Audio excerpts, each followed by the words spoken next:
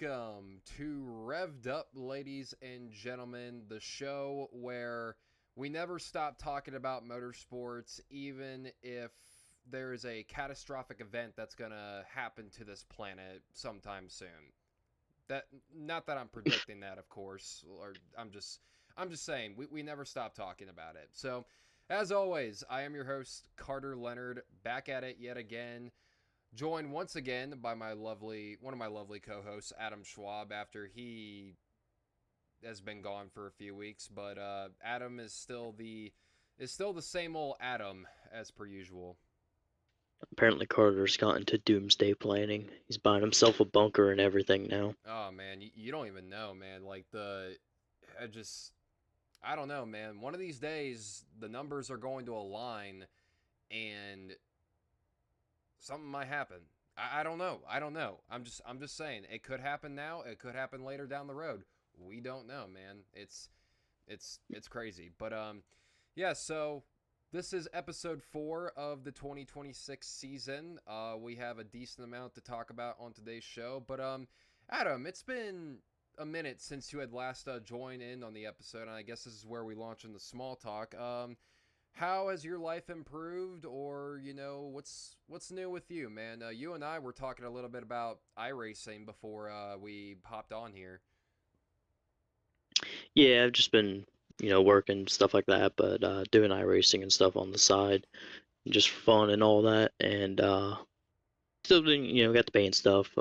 Got show one Sunday, pretty big one, so that'll be fun. Where are But you performing at, actually? I would love to know that. the king of clubs. Oh, that's right. I have heard of that place. Yes, I am very familiar with that. So I'm sure, like, the listeners of our show are probably like, "What the hell is King of Clubs?" For anybody who doesn't know, we're based out of Ohio. Mainly, we were both born in Columbus, Ohio. And Kingdom Clubs Then is one of. Mr. Benedict Arnold over here had to go and leave. Hey, man, it wasn't my decision at the time. I was still what was legally considered to be a child, aka 17 years old. But you know, I do visit. I do want to visit Columbus I'll sometime say, soon. buddy, you haven't been back since you moved. Actually, I You gotta have get been back to back here. Columbus. That's been a lie because I was back down there for student media obligations back in November 2024, but it was very, short-lived because Uh, I was there just for a women's basketball game or covering a women's basketball game, and I didn't really have enough time to really take in Columbus like I did throughout the first 17 years of my life. So there you go with that. fair enough. But anyway, King Clubs is a pretty good-sized music venue around here. There's been some pretty good names that have gone through there. Yeah, there you go, man. Very, very happy for you. Is there any new? I mean, I've asked this before, but is there any new music or perhaps an EP coming out sometime soon? There is. Ooh, We're working on new music, and maybe this year, you might hear an EP from us. well, there you go, man. Sundog Knights is the name of the band Adam is currently in. He is their bass player. If you are able to go check them out on their social media platforms, be sure to go do that. We, on this show, although we talk about motorsports on this show, we are big fans of, bands trying to make it on the rise and stuff like that. Local music scene. We are all in support of that, and we're all in support of Adam. I could definitely say that. I don't know about Emma though because I can't really speak on her behalf. Not that she hates your band or anything. She I was just supposed to say, knowing Emma, she'd rather me crash and burn. probably Emma's the chaotic one. Emma's definitely the chaotic one. So but as for me, I'm living. My spring break is next week, so when we do next week's episode, I'm going to be in a different location. But I don't know if that'll really make much of a difference in regards to the episode, considering that this is an audio only podcast. So, but you might hear a difference in sound quality, and if you do, then congratulations, you got really good ears, better than mine probably. But and don't ask why my spring break is so early, considering that we're literally about to head from February to March. I don't make those decisions. That's the university's decisions. Um, but other than that, I've had midterms come up, which I've actually done really, really well at. There's a few other, pieces that I need to attend to, um, before I, head off to home for a week. But, I'm handling those right now. Not as we speak. Obviously, as we speak, I'm doing this show. Imagine me doing homework at the same time, as podcasting. I mean, you want to talk about multitasking? Like, there it is, right there.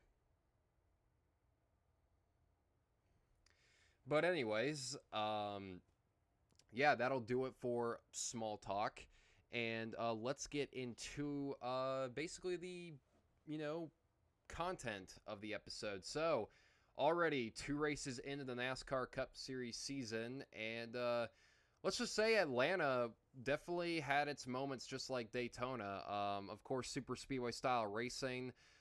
This is the fifth year in a row that we have raced on this current configuration ever since Atlanta Motor Speedway. And yes, I'm still calling it Atlanta Motor Speedway. I'm not calling it Echo Park Speedway. You can bite me. Ever since we had that reconfiguration back in 2022, I feel like, and Adam, I think you can agree with me on this. I feel like the racing, as this surface has started to wear out more and more, I feel like it's gotten better because you're starting to get the idea that handling is really starting to come back into the driver's hands. Even though you might not see it from like a TV perspective, I think the drivers would probably say the same thing that I'm saying right now. Oh no, it definitely is. If you go back and watch the 2022 races, and more specifically the summer race, um, the handling mattered there. The better cars were always up front, but it wasn't main priority. The track's aged really quick. Since the repave, it's getting to look a lot like old Atlanta really fast. Which kind of shocked So me, to be fair. yeah, it's wild how quick that track's aged, but now the handling's mattering a lot more, and tires there matter so much. Reddick won without a fender on the right side of his car, purely because he had fresher tires. Like the whole top five that was battling for the lead came in under one of the cautions that was up front towards the end. So it's actually crazy how much those tires matter there. Ryan Blaney wasn't in contention after he had old tires. Chase Elliott wasn't. A lot of the names that were up there all race were not after those pit stops in last three cautions. Yeah, definitely. I really hope that we get to a point where Atlanta becomes a lot like Daytona before its 2011 repave, like how bumpy that track was. Because while there was still pack racing before they repaved it, and obviously you don't want to get it to the point to where it starts, causing potholes or anything like that, because that's like the main reason Not why like you don't Daytona's want repaved. 2021 Atlanta. Yeah, like obviously you don't want to get it like too worn out to the point to where like literally the track surface is coming up, but going back to the old Daytona point, in those races, you really saw handling matter. Like, it wasn't like a recommended thing. That was required. If you did not have a good handling race car to deal with that, like, certain type of surface, then it was going to be a long day at the office for you. And while Atlanta does have some bumpiness as of right now, it's not to the old Daytona like extreme, so to speak. But that's what I'm like. What are you At the laughing at? rate it's at the rate it's aging, man. Give it until next I summer. mean, yeah, I mean, shoot, at the rate we're going, when we go back there in July, it might be already there. Like it's aged very badly, Yeah. but it's good for the racing. Yeah, I remember when the racing for Atlanta really started to get good. It was the summer race of 2023 when it was under the lights. And although that race was cut short due to weather, that race proved right there why this track was going to be more loved as time went on. Now, I've seen a lot of people, and you and I, Adam, were talking about this on in our group chat on Twitter. We saw one user. Now, I'm not going to say the user's name because I don't want to send hate to anybody's way, but they were Oh, just plain and I simply. will. Go ahead. I'm not actually. I'd hope not. I'd hope not. That's the last thing that we need. Um, but this one user was complaining about how they didn't watch the race, but they still, for whatever reason, had some right to critique like the style of racing. And I'm sorry, like, okay, it's one thing to say that you're not a fan of super speedway racing. Like, okay, if you say that, okay, fine.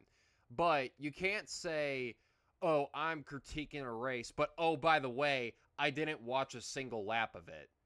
Like, I'm Yeah, sorry, if you don't watch it, you're not allowed to say anything about it. exactly. That's like saying, I'm not gonna use the like election terminology because like there's a few other things in it. Like obviously, yeah, I'm not gonna dive into that rabbit hole. That's a I was about to whole say, you sure you want to do that, Carter? yeah. You sure you wanted to get into that? That's a whole other conversation for one outside of this podcast and two another time. But anyways, yeah, the point still stands. But like they were talking about like how like oh we don't need 6 super speedway style races every single year. And while I understand the Maybe they're person right, but Atlanta's good.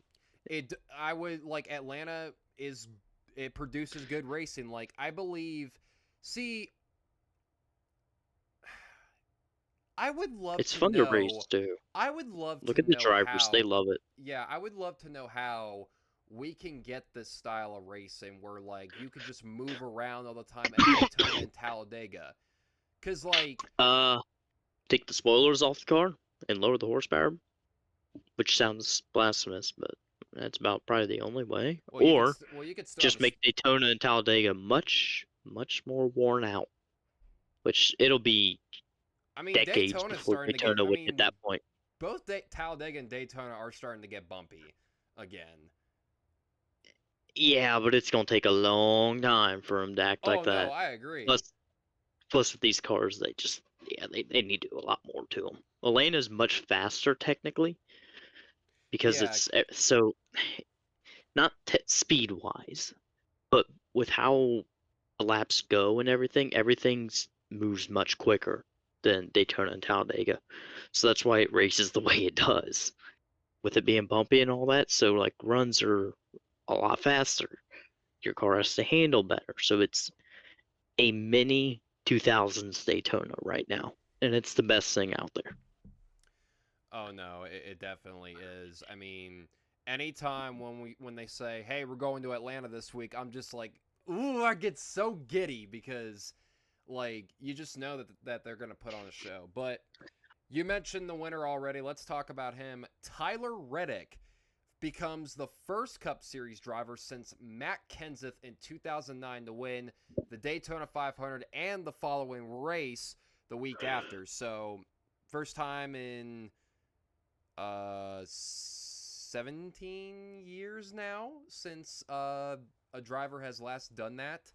Um, and like Adam mentioned, he managed to do it without a right front fender on his car, which he got caught up into an incident mid-pack during the race involving his own boss, Denny Hamlin, which actually when Hamlin spun down the track and made contact with the 45, that right front fender just flew right off. Now, while it wasn't terminal damage, Reddick was able to continue. And you're thinking to yourself, oh man, I don't know what that car is going to do, without that right front fender. But then as the laps wind down throughout the night, like less than like 30 to go, 20 to go, you start seeing that 45 car creep back up and you're just like, no way.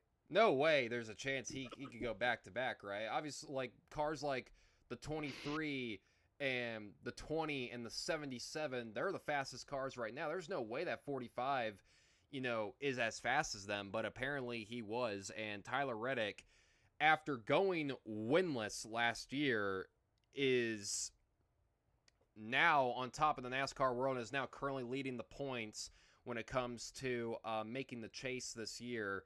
But Adam, your thoughts to Tyler Reddick's red hot start this year? It's impressive. It really is. I don't really remember Matt Kenseth winning the first two races. I was 3 years old, not even. I was two, almost three. So I don't remember any of that. But it's something. I'm glad it's a driver I like. I'll just say that. This would be hell if it was Joey Logano. No hate, no hate. Yeah. I'm just not a Logano fan. Um, but no, it's something. I hope he keeps up the momentum of it. I really hope he doesn't like just fall off. Kind of how I don't know if I'd say Bell fell off last year after his three in a row. he was Um, he was still it was good, good, but he didn't win again until like September at Bristol. and that's kind of unfortunately how it goes. Unless you're going to have like a truly generational season, which we haven't really seen since Harvick in 2020. Did we just forget Larson 2021? Yeah, but that was later of the season. That's fair. Hang on. Where a driver starts the season winning and ends in the same like category. Usually they fall off towards the end if they start hot. I Yeah. hope that does not happen to Reddick. I hope he goes wire to wire. That'd be really cool. Yeah, man. I mean, Watch him win 36 straight. dude. So one of my good friends here, at school, Nathan Burkett. Huge shout out to him. He's a longtime listener of this show. Massive Tyler Reddick fan. And before we were actually at B Dubs for the Daytona 500 because he said, "Hey, you want to hang out for the 500?" And I'm like, "Sure, let's do it." So we were there and we were just talking about how Reddick's season was going to go because, like I said, he's a massive Reddick fan. He was just like, man, after him not winning a single race, I would love to see him win 36 straight. So far, he's 2 for 2, and we're going the Circuit of the Americas this weekend, which Tyler Reddick has the best average finish of any driver in the field going to COTA since they began racing here in the Cup Series in 2021. So Yeah, but it's worth noting no drivers won that race twice. that is true. It's been a different winner each year. That is true. It's So, and been a different cast up front each year.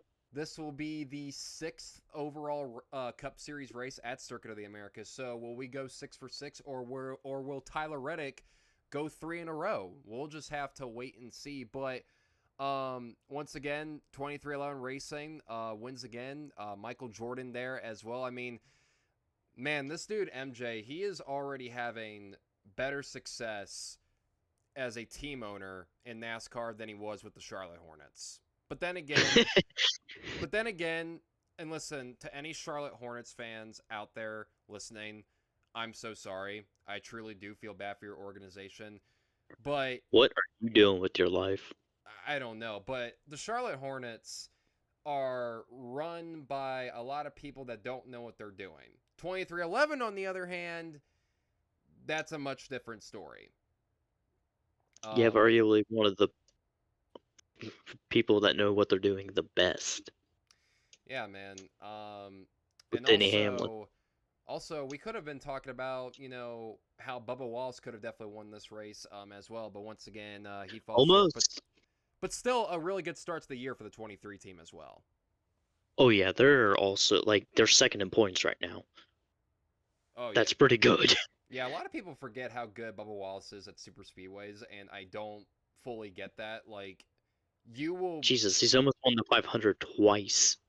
Like 2 or 3 times now. He should have at least a Harley J. Earl trophy to his name, but who knows? Maybe next I maintain that he will at some point have one. At least he does have a crown jewel win regardless, and that was the Brickyard 400 He last does. year. I called that race. You did. You did. But once again, a big congratulations to Tyler Reddick and the number 45 team for 2311 Racing. But not only did we get a back-to-back winner to start out the year for the first time in 17 years, we also this past weekend got a first-time winner in the O'Reilly Auto Parts Series. Sheldon Creed has finally ended the drought and has gotten the victory lane in the O'Reilly Auto Parts Series for the 00 team, for the Haas Factory team. And let me just tell you, that whole final lap, when I was watching that broadcast, that whole final lap, I'm thinking to myself, oh man, the field let Austin Hill win another one. And that was really a valid reaction, because coming to 2 to go, you had Austin Hill in front, and then you had Ross Chastain, who was driving for Jordan Anderson Racing in the part-time start, and you just let the 21 car get out front, and I'm just like, yep, this is the same thing every single time. But then you But see... hang on. Austin Hill did not see the watermelon that was on the track. Yeah, exactly. He forgot that he still had to run the block, and the 32 wasn't going to go down without a fight. And I believe, wasn't it the 7 car of Justin Allgaier pushing him? I think so. I remember it was a red car behind him. I remember that. I think it may have. It may have been Allgaier, but all I know is that the 32 got a huge run, and he was going to take it to the inside. So you knew that Hill was already going to have to throw the block, but it was a little bit too little too late. And he turns himself going to 3 and 4, and then the 00 Creed and the rest of the field were just able to fly around to the outside. And by the way, I do want to say this too. Even though we give Austin Hill a lot of crap for the stuff that he does, and a lot of it is warranted, that save was sweet. I'm not gonna. That was the best save I've seen. And hate. That was a sweet save. How he held onto that car is beyond me. Can we take a second to appreciate the CW broadcast booth for that final 10 laps? Yes. Like, that was straight back into the 2000s with that call. That was so good. They were all yelling. They were all pumped. I mean, I don't think I've ever heard... It's been a while since I've heard Adam Alexander yell like that. Yeah, he was having the best time of his life calling that race, which I don't blame him. Yeah, the CW is getting their flowers every single week, and you gotta love it, because they're actually really entertaining broadcasts. They don't try to do anything too over the top. They just get the job done. They make broadcasts watchable. So CW Sports...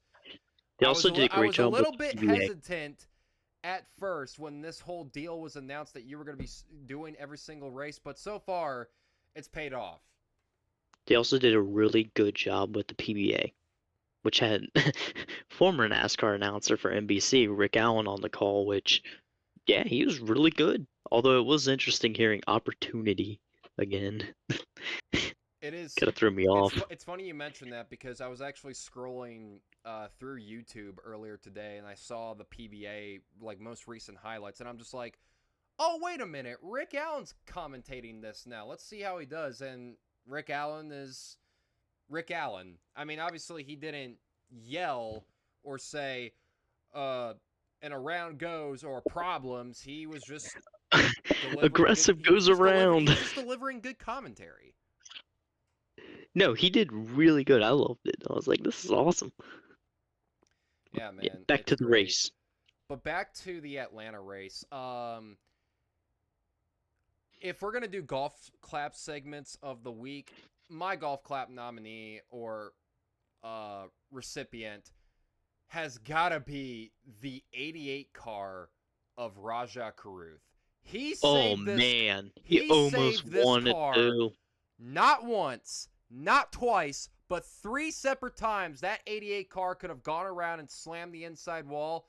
He held onto it, and he led a bunch of laps, and he knows how to race in a pack. He has an incredibly bright future in the sport. I hope so, That race, man, he has something. Hey, he was fast. This week will tell a lot more at COTA, but... Hey, and he currently, as of right now, And I also do want to remind everybody that while he is full time this year, so he is eligible for the championship, he won't be running every single race in the 88 car for JRM. He will also be doing some races with, I believe, Jordan Anderson as well. But from what I've been told, they'll be JRM prepped cars. So Why don't they just? How about we just put Raja in the 17 for the entire season and throw Corey Day in the 88 and Jordan Anderson cars? we're gonna bring up Corey Day here in a second because there's been a lot of controversy, and I myself um, made a comment on Instagram, which, looking back at it now, it was in the heat of the moment. But I want to go back to Raja real quick. So when we go back to Atlanta in the summer, don't be surprised if that 88 car is up front again if Raja is in that car. Do not be surprised if he's up front again. And also, big shout out to Parker Retzlaff as well. His best Oh career. yeah, He ties his best career finish at this very exact same track second. Last year he did it with Alpha Prime Racing. This year he does it for Viking Motorsports. So good job for the 99 team. But overall, one other thing I want to add before we move on, and it's about Sheldon Creed, because I do want to definitely talk about him a lot more. He's been with the top teams in the O'Reilly series. He spent the first 2 years at RCR. It didn't really go well. And that relationship really ended on a sour note in 2023. He goes to Joe Gibbs Racing for 2024. You're thinking to yourself, oh man, this is finally the year that he's going to get to where he needs to be. It doesn't really happen. Then he goes to Haas Factory Team for 25, and it's just like, okay, dude, how many more chances are you really going to get at this before, but now in race 2 of just his 5th full-time season, Sheldon Creed has finally conquered what has been haunting him, and I believe he's had the most runner-up finishes in this series before he's gotten his first win. he did. So, I mean, finally, Adam, finally. Oh man, I missed the truck race and Xfinity race. I watched the highlights on YouTube, but when I saw that Creed won, I had to go make sure that that was real and not somebody messing with me. I'm not joking. No, I agree. That is a valid Like I was response. like, is that even possible? Can that actually happen? Like, what? Yeah, But sure enough, because when you finish second that many times, you're just kind of thinking to yourself, man, is this really for him? Is this really for him? But it it was. wasn't even like he was a bad driver. It's just like, man, that dude No, cannot catch a break. no, he wasn't running terrible either. He was far from the worst in the field. It's just whenever there was a chance for him to finally get that win, it was taken away from him or just somebody just flat out beating him. But like Sheldon, I don't know how he did it. He always kept his head held high and said, hey, you know what? At least I'm going to go to sleep at night knowing that I had a shot to win today. The mentality that this guy had throughout all of this was absolutely, you know, That mentality is probably why he was in the position to win. yeah. I mean, it's really remarkable how far he's come. Now, at just 28 years old, I mean, I remember when Creed was talked about as one of the next upcoming prospects of the sport, and he even said after the win in his interview, he basically just said, I don't know if this will really reinvent my career. And what I said afterwards was to myself, hey man, just enjoy it because you never know when you're going to win your last race. You never know. So, and just make the best out of each opportunity that you possibly can and just see what happens. Like, that's my whole mindset of it because I don't know if Sheldon Creed will ever get the cup, but at least he has this now on his plate. At least he finally got this monkey off his back and could call himself an O'Reilly Auto Parts Series winner. And who knows, maybe that springboards him into just winning all the time. It can happen. Yeah, you have to wonder now with this win, Does this open up the Like sometimes floodgates? once the pressure's off, it just becomes easy, Well, maybe not easy, but like, easier yeah, mentally. you don't have as much stress on your shoulders. You don't have a lot on your plate as much anymore. But I don't really think I'm one of many people that didn't really think, and I kind of alluded to this just a little bit ago, that Sheldon didn't really have that. Like, obviously, you want to win at that level. You want to prove yourself that you belong. I mean, the series moniker, at least, I mean, obviously, when it was still the Xfinity series, is names are made here. You try to do everything that you possibly can to make yourself known to the world that, hey, you could compete at the second best stock car racing series in the world. You know, the second tier series. You want to try your best to get teams' attention.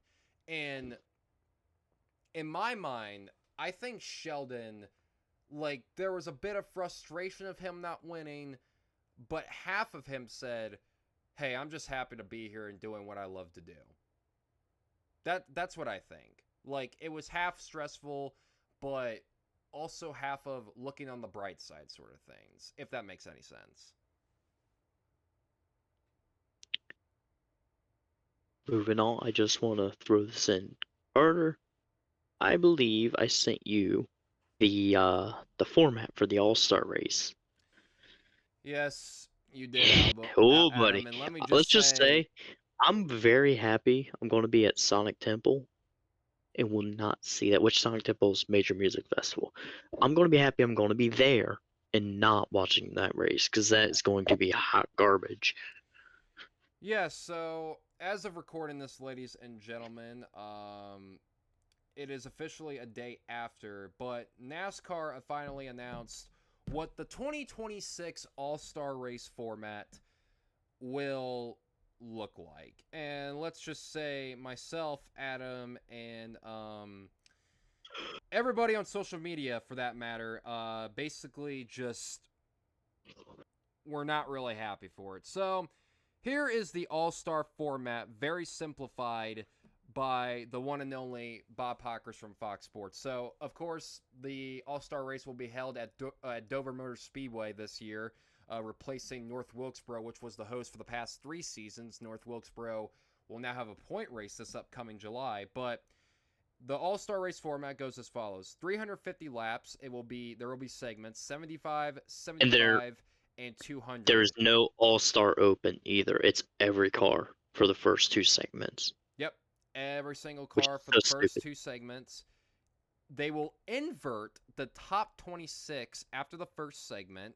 Drivers combined finish first 2 segments sets order for final segment of 26 drivers, and the 2025 and 2026 race winners, past champions, best combined segment finishers, and the fan vote winner will all be eligible to join in. And I'm just going to say this as my overall thoughts real quick.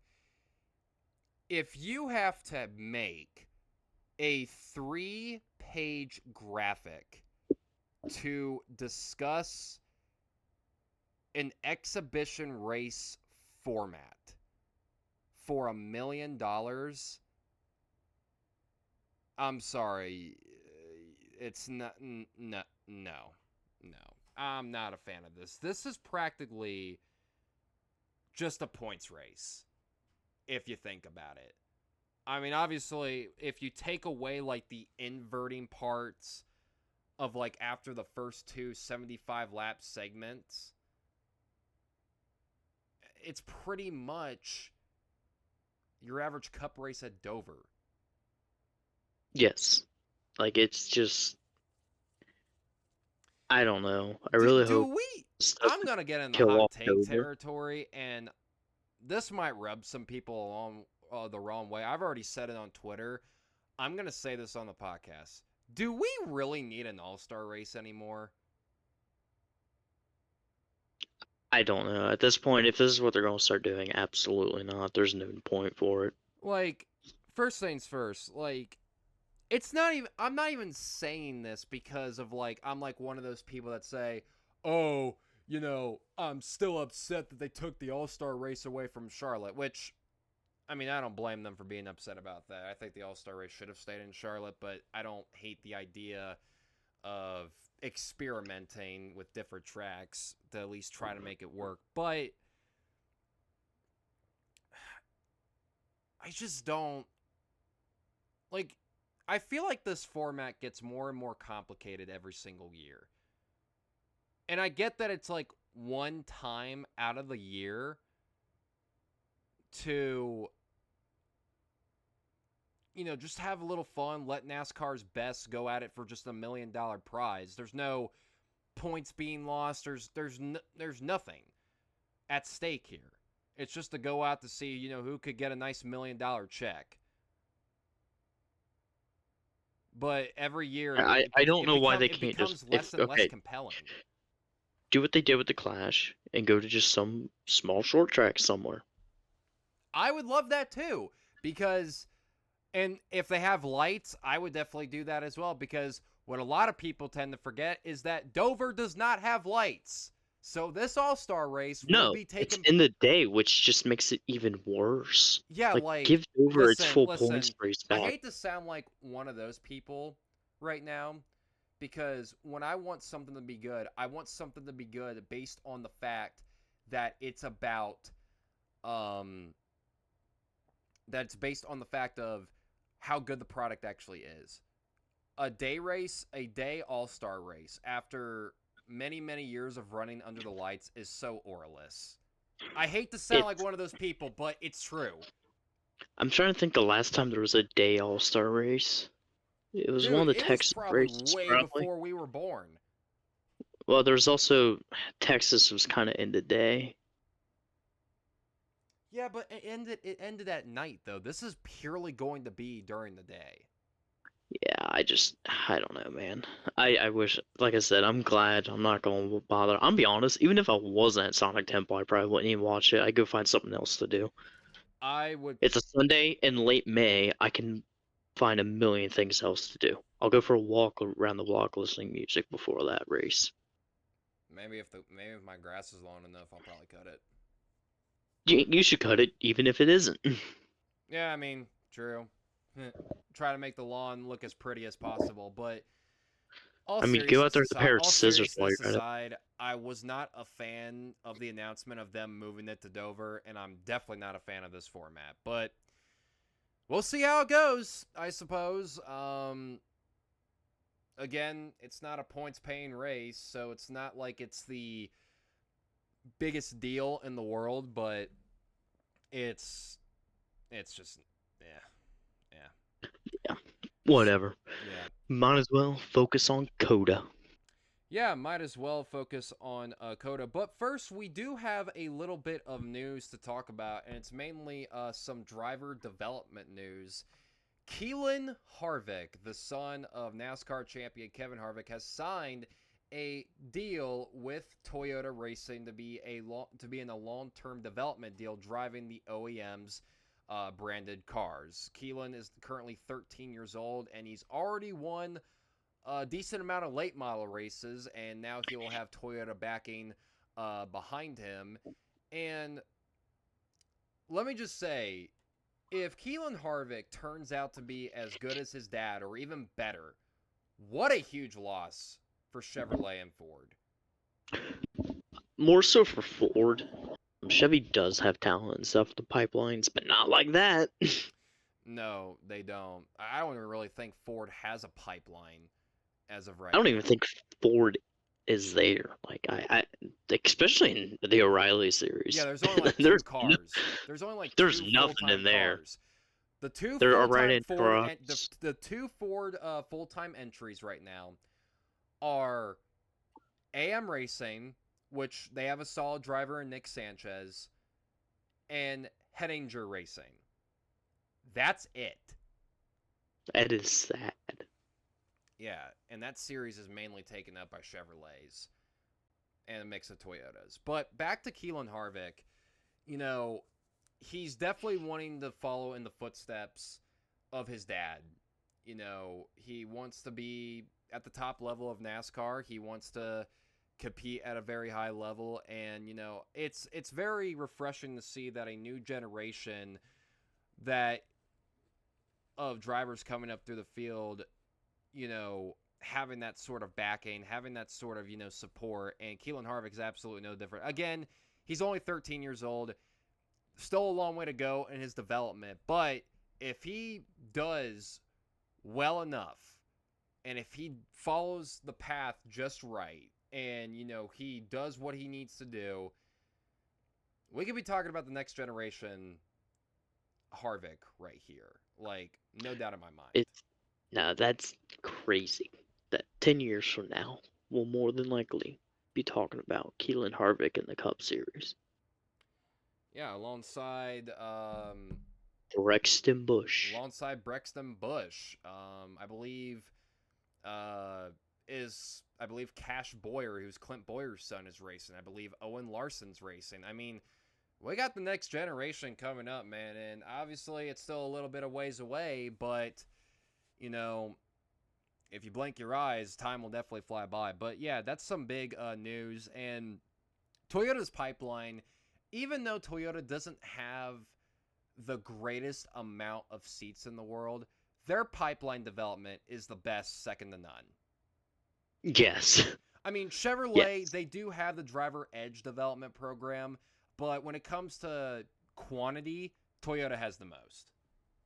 Yes. Like, Chevrolet has prospects and stuff. Ford has absolutely nothing. I don't know what they're doing. They just have to steal and hope for the best. They And just then care Toyota about cup and has, trucks. Because yeah, in trucks, at least they still have Thor Sport and Front Row, which are both still competitive teams. yes. But And Cup, they do have still a solid amount in Cup. Now, they lost a couple teams, a couple cars specifically Rick over Ware the off Racing and season, Haas Factory team. But were you really winning but with those? neither are losses, to tell you the truth. You still have Penske, you still have RFK, you still have Front Row Motorsports. You'll be fine. That's 9 cars, Right around there. And there could be part-time entries 8, down 9. the road, you know, as well, but yeah, I mean, but yeah, big news for the future of NASCAR. Keelan Harvick, you know, let's hopefully he has a really good development process because, you know, when you sign drivers at that young of an age, you know, there's someone with an eye of talent saying, hey, if we develop this kid well, he's definitely going to be, you know, right where he wants to be and needs to be at. So, you know, one can only hope. But one last topic before we get into Coda for this weekend, and also, um, we'll talk a little St. bit. Pete. Yeah, we'll also talk a little bit about the history of St. Petersburg as well. Not a full synopsis, but just a brief history of it because we should get to know one of the newer tracks on the schedule for the Truck Series. But Carson Hocevar, of course, Hurricane Hocevar, whatever you want to call him, recently sparked controversy this past weekend in the first overtime restart where he got into it with the 20 car of Christopher Bell before they got into turn one. Hocevar tried to fit into a gap that was quickly closed up by the 20 of Bell. Bell cut down on the front of the 77 and into the wall of the 20 car went, causing a caution, setting up overtime restart number 2, which eventually led to the conclusion of the race. And a lot of people were discussing it on Twitter, saying that Hocevar was in the wrong for going for a hole so small. But in Hocevar's point of view, he believes that there was a hole big enough to try to possibly squeeze in there, so to speak, and make a little bit of contact. Now, this isn't the first time that Hocevar has sparked controversy because of his aggressive driving or, you know, just mistakes in general, but this is a very intriguing one because this is the second time in just 2 races where Carson Hocevar could have earned his first Cup Series win, but it ultimately falls short. Now, Hocevar, unlike the Daytona 500, finished better. He ends up coming home in 5th.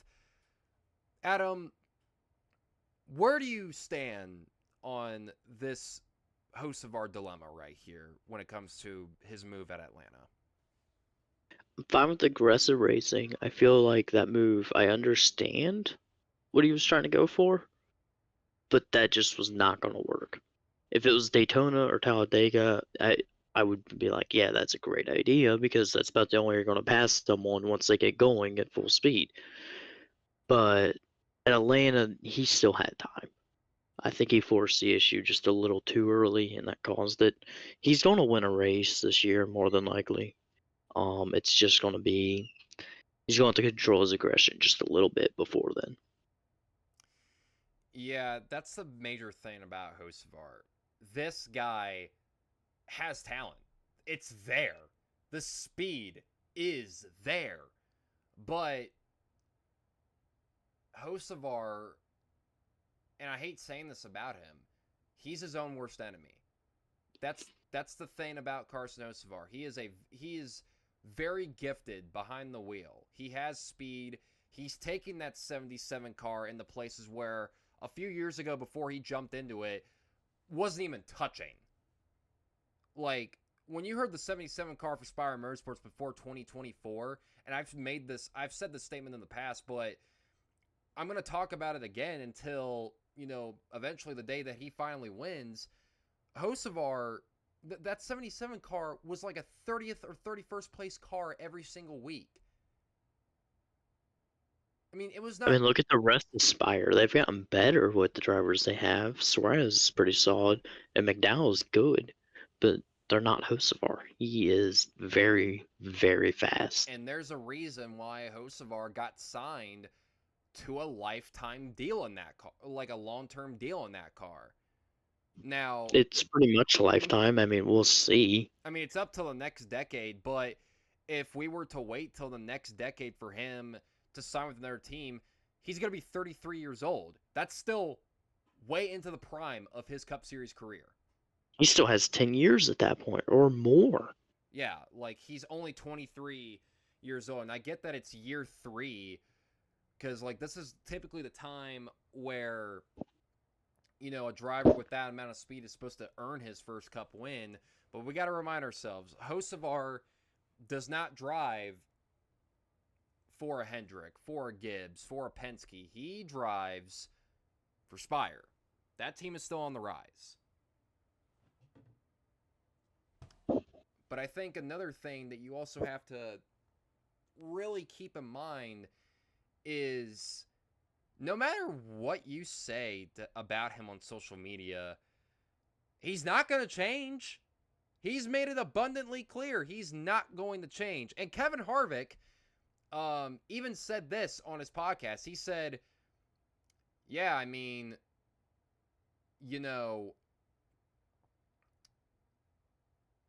I don't want him to change his aggression, but I'm not going, but I would just handle it myself if I was still driving, which that's another thing that a lot of people That's kind of what's going to happen. He lucked out on it being Bell that he did that to, because if that was somebody else, if that was Denny Hamlin, if that was Joey Logano, Chase Elliott, one of them, there would probably be payback coming, at least in some regard. But even then, Denny, I don't think he's ever had a run-in with Hamlin, at least not any major one that I remember. No, maybe. But but like Denny let's Hamlin, just say that was Denny Hamlin even still instead of went Bell. Hamlin still went on Twitter this week, during this week, saying like they were making like this puppy dog comparison or something like that. Where it's like, yeah, a puppy is great, but if it craps in your bed, are you just gonna sit there and lay in it, or are you actually gonna do something about it? Which, I mean, is an interesting. He's not wrong though, but it's the same case with all rookies. That's aggressive. But it happens every time. There's not a rookie. I will say this, and I'm calling out the rest of the field on this too. I want the smoke. I don't care. If you're that fed up, why haven't you done anything about it? Why haven't you confronted him? Listen, I don't encourage fights, but like for a field that I'm gonna say the field look for a at field Chastain's aggressiveness about, now versus a couple years ago. For a field that loves talking about how, oh, well, this guy needs to really change the way he does things, otherwise somebody else is going to do it. You haven't done anything. So why are you even talking? Like I said, I don't encourage fights. I want everybody to get along. But then again, your competitor's out on the racetrack. I kind of don't want you to get along. Why haven't you done He's supposed. anything? Hocevar's there to win. But By all means necessary. If he wins by doing that, then so be it. even if someone were to get into a fist fight with Hocevar, which I don't think they would win I don't because think. Carson Hocevar's 6'4", by the way. I was gonna say Hocevar's like stupid tall. Yeah, So like, good luck trying to swing at him. poor Like, Reddick would just get stepped on. yeah, poor Reddick. But even if Hocevar gets into a fist fight, I don't think that changes anything either. Now, can Hocevar try to do his best to not get in his own way? Yes, I definitely agree with that. But if you're asking him to stop being such an aggressive race car driver like a young Kyle Busch or a Brad Keselowski, that's not happening. And by the way, can we stop with the Dale Earnhardt comparisons, please? Yeah, those I Listen, don't agree with. He's good, but he's not listen. that As good. much as I would love to see an aggressive driver come up, nobody is Dale Earnhardt Sr. Nobody. Stop it. It's bad for you. Carter's over here having an aneurysm. No, I was quoting George Carlin, the late, great George Carlin. It's bad for you. Yeah, my impression sucks. You can boo me out later. So, but anyways, moving on to this weekend's action. So, the Cup Series. Oh, yeah, I know. So, anyways, going into this weekend, we're all going to be road course racing across all three touring series. While the Cup Series and O'Reilly Auto Parts Series will be in Circuit of the Americas, the Truck Series will also be racing too, but not in Austin, Texas. They will be in St. Petersburg, Florida for the very first time in series history to basically do a doubleheader for this weekend's St. Petersburg Grand Prix for the 2026 NTT IndyCar Series season opener, which will of course be broadcasted on main Fox Sunday, March 1st. And Adam, I know that you're very, very excited for the IndyCar season opening up. Oh yeah, as a big IndyCar fan, I'm ready for it. So let's discuss a little bit about the background of the St. Petersburg course, which is currently a 2-mile course with 9 turns, and the race lap record belongs to Peter Greenfield in a Ralt RT4 Can-Am in 1985, which is the original Grand Prix circuit, by the way. A lot of other people have broken the other, series circuit. So the inaugural 1985 event was organized by William T. McVeigh, president of the McBride Corporation in Tampa, Florida, and a member of IMSA and the SCCA, which was a Trans Am series. But it wasn't until 1996 and 1997 the St. Petersburg race was revived on a different course around Tropicana Field, which is the field that the Tampa Bay Rays played at. Horrible stadium, by the way. Don't ever go to it. Along with the Trans Am Series. But then in 2003, the event was revived again for the Kart Championship Series. A new modified version of the original 1985 waterfront circuit was created. For 2004, the event was canceled due to a dispute between the promoters. Furthermore, the bankruptcy and liquidation of the Kart Series into the new Champ Car World Series saw a shakeup in the calendar. And the race has returned since 2005, and when it was switched to the IndyCar Series, it was marking the first non-oval event for the Indy Racing League. And then in 2007, the race weekend was expanded to include the American Le Mans Series event. And as we all know, in 2026, the NASCAR Craftsman Truck Series will be making their first ever event. So this course, or at least the idea of the course, has definitely been around for over 40 years now. So which is kind of remarkable.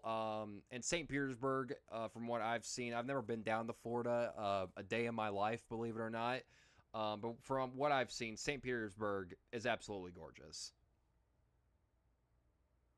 I was about to say, I've never been there, so I can't say anything on that.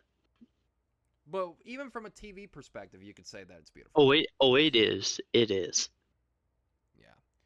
However, though, we know how IndyCar races on there, but I want to ask you, Adam, what are your expectations for the Truck Series race? Because we got some pretty good names coming in. We have the one and only Dario Franchitti, who will drive the one truck for I can't Tricon wait. Garage. I can't wait. What? Seeing Dario Franchitti race again. Yeah, I mean, it's crazy. We have Colin Braun, who will drive the 25 Ram truck, who was a former Roush Racing development driver in the mid to late 2000s. We also have, believe there is an Andretti in the field as well. Correct me if I'm wrong here. If someone could pull that up for me, that would be great. Besides myself, but yeah, just a lot of notable names in the field as well. Of course, along with the regular Truck Series entries as well. But yeah, so a lot of road course racing action this upcoming weekend. But before we get into the weekend picks, let's take a look at the points standings as of right now after Atlanta, and let's just say it was a The week points that. matter. What's that? The points matter again. They do. They do. But this is podcast points, ladies and gentlemen, that we are talking about. So, Adam, actually, all three of us didn't really have a great week at Atlanta. It's hard to predict It is hard to track. predict it, but Adam still maintains the lead at just 6 points. I have 2 points, and Emma also has 2 points as well. And once again, me and Emma are tied for the second consecutive week.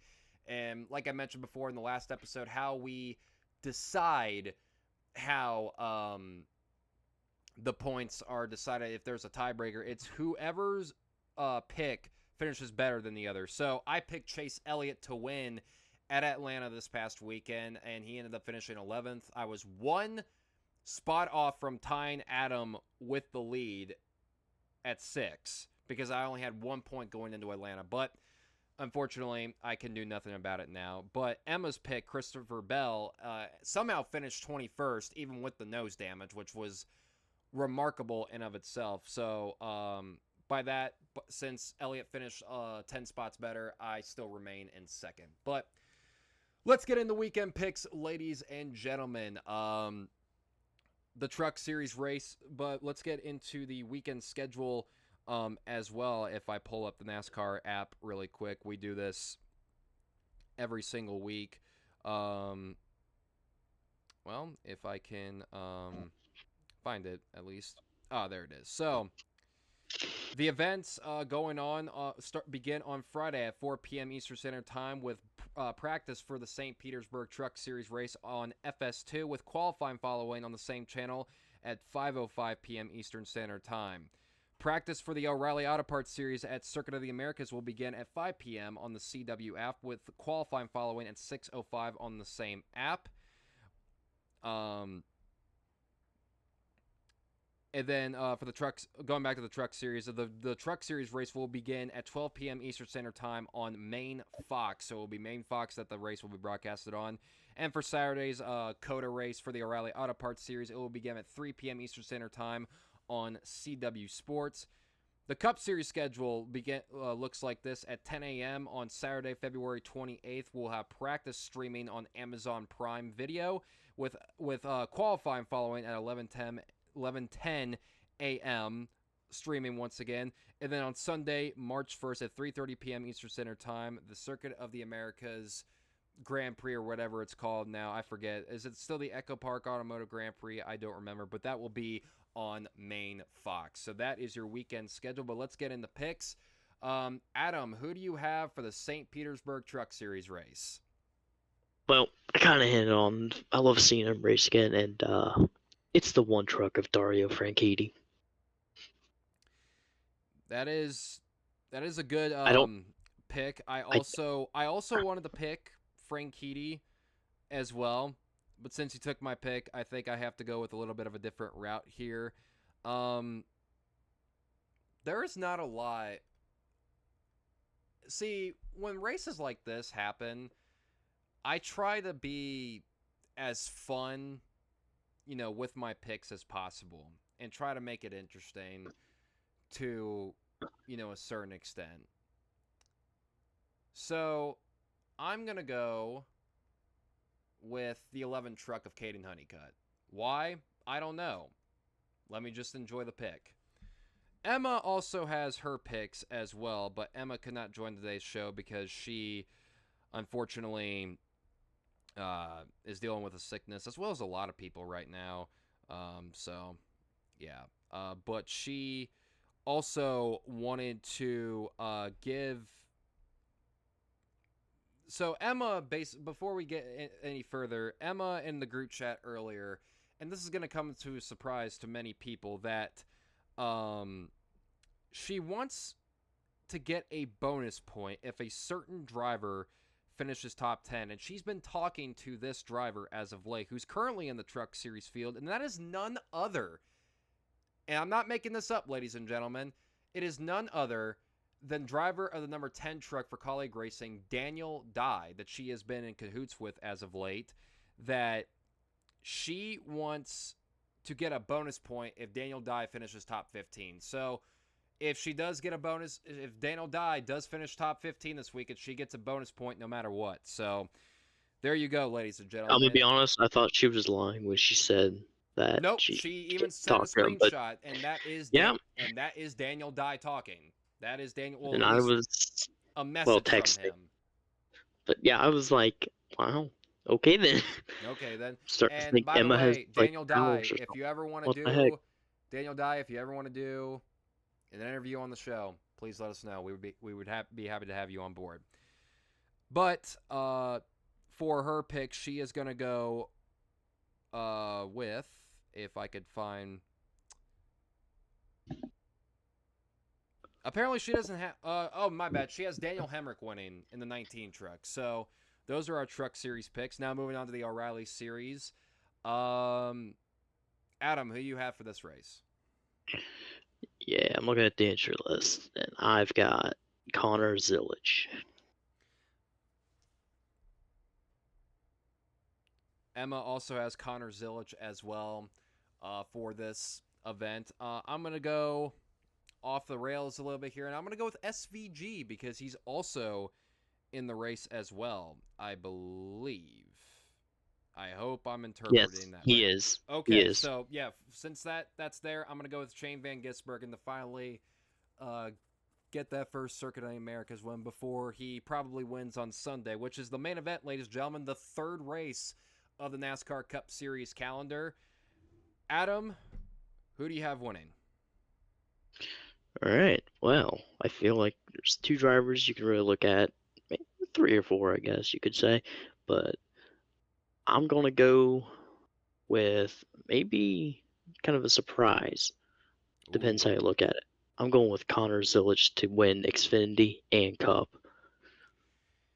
If Trackhouse gives him a great road course car, it's definitely possible. And let me just say, we could see a battle between him and SVG. Oh, that'd be peak for the ages.